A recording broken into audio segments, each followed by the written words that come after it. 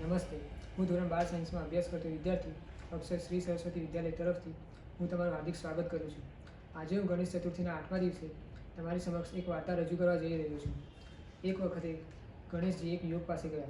યુવકે ગણેશજીને કહ્યું, હું મારા જીવનમાં ખૂબ જ નબળો છું. હું કોઈ પણ કાર્ય યોગ્ય રીતે કરી શકતો નથી.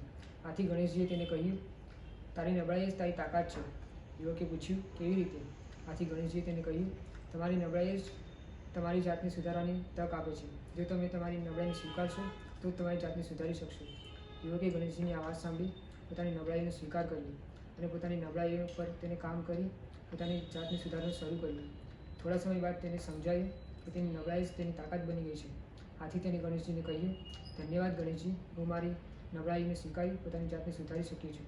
આથી ગણેશજીએ તેને કહ્યું, આપણે આપણી નબળાઈને સ્વીકારી પોતાની જાતને સુધારવી જોઈએ અને આપણા જીવનને વધુ સમૃદ્ધ અને સાર્થક બનાવવું જોઈએ.